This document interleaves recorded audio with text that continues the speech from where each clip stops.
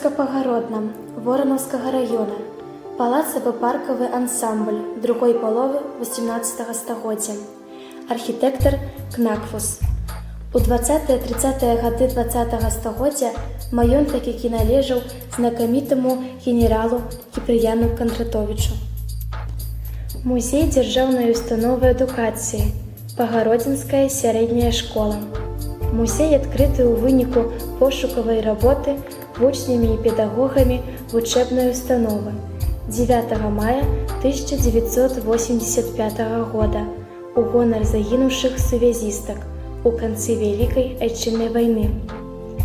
Тацяны Панамаровай, Валі Паліканавай, Каці Дзячкінай, Шуры Цірохінай. Вёска Больцінікі Воронаўскага района. У першай палове 19 стагоддзя маёнткам Больцінікі валодалі графы Пулткамеры. У маёнтку вёскі Больцінік сустракаліся Адам Міцкевіч і яго каханая Марыля Верашчака, жонка ваўжынца Пулткамера.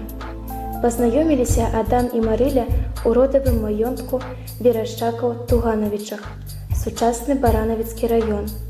У 1818 годзе да брата Марылі Міхаіла Верашчакі прыязджаў яго сябар Адам Міцкевіч.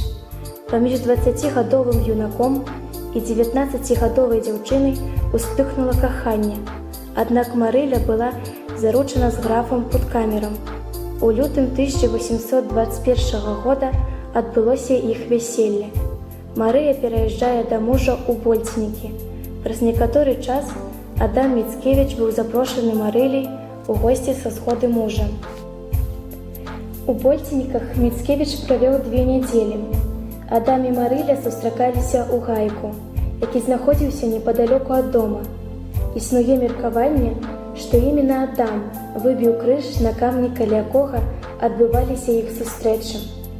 Адныя лічаць гэта крыж сімвалам безнадзейнага кахання, іншыя сімвалам святога чыстага пачуцця аднаго чалавека да другога.